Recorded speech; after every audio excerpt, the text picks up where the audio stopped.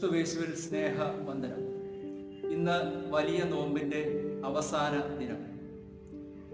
തിരുസഭ ഈ ശനിയെ വലിയ ശനിയായി വേർതിരിച്ചിരിക്കുന്നു. ഈ ദിവസത്തിന് ഹോശാനായുടെ ആരവങ്ങളില്ല, പെസഹായുടെ തീവ്രതയില്ല, ദുഃഖവെള്ളിയുടെ അക്രമങ്ങളും നിലവിളിയുമില്ല. ഇന്ന് പരിപൂർണ നിശബ്ദതയാണ്. കല്ലറയ്ക്ക് മുമ്പിലുള്ള നിശബ്ദത, ക്രൂരമായ മരണത്തിൻ്റെ ഓർമ്മകൾ നിഴലിക്കുന്ന നിശബ്ദത. മരണവീടുകളിൽ കബറടക്കത്തിന് തൊട്ട് അടുത്ത ദിവസം നിഴലിക്കുന്ന ഒരു മൂകതയുണ്ട്. നിശബ്ദതകൾ ഒരിക്കലും ഇനാക്റ്റീവ് അല്ല. വേർപാടിൻ്റെ ഏകാന്തതകൾ സൃഷ്ടിക്കുന്ന അനുഭവങ്ങളിൽ നിന്ന് അതിജീവിക്കാനുള്ള കരുത്ത് നേടുന്ന നിമിഷങ്ങളാണ് അവ ഓരോന്നും. മൗനം കൊണ്ട് മേലാഗ്നി തീർത്ത മഹാരഥനായിരുന്നു തച്ചനായ ജോസഫ്. സുവിശേഷ വേദഭാഗങ്ങളിൽ ഒരക്ഷരം പോലും ഉരിയാടുന്നില്ല.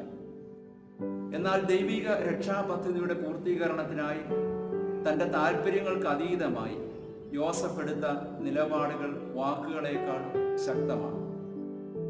ഒച്ചപ്പാടുകളുടെ ഈ ലോകത്ത് ബോധപൂർവമായ ചില മൗനങ്ങൾ അവലംബിക്കേണ്ടതുണ്ട്. അവയ്ക്ക് എല്ലായ്പ്പോഴും ഒരു തപസ്സിൻ്റെ ശോഭയും ഉണ്ടായിരിക്കും. മറ്റുള്ളവർക്ക് വേണ്ടി വാചാലനാകുമ്പോഴും കൊലയ്ക്ക് കൊണ്ടുപോകുന്ന കുഞ്ഞാട് പോലെ മൗനിയായിരുന്ന തച്ചൻ്റെ മകൻ മൗനത്തിലൂടെ ഭരണകൂടത്തിനെതിരെ പ്രതിരോധം സൃഷ്ടിക്കുന്നുണ്ട്.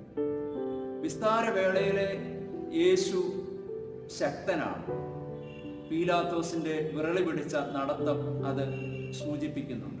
എല്ലാറ്റിനും മുമ്പേ അല്പം മൗനം പാലിക്കുന്നത് അനിവാര്യമാണ്. മൗനത്തിന് ഒരു കാത്തിരിപ്പിന്റെ അംശമുണ്ട്. എല്ലാ നന്മയുടെയും തുടക്കം കാത്തിരിപ്പിൽ നിന്നാണ്. ഓടാൻ തുടങ്ങുന്ന കായിക അഭ്യാസി സ്റ്റാർട്ടിംഗ് പോയിന്റിൽ അവലംബിക്കുന്ന ഒരു മൗനമുണ്ട്. അത് കരുത്താർജിക്കലാണ്. ഇര തേടുന്ന മൃഗങ്ങൾ സർവശക്തിയുമെടുത്ത് ഇരയുടെ മേൽ ചാടി വീഴും മുമ്പ് പാലിക്കുന്നതായ ഒരു നിശബ്ദത, അത് ലക്ഷ്യപ്രാപ്തിയിൽ എത്താനുള്ള ഒരുക്കമാണ്. ദുഃഖശനിയിലെ മൗനവും ഉയർപ്പിന്റെ സാധ്യതകളിലേക്കുള്ള ഒരു ഒരുക്കമാണ്.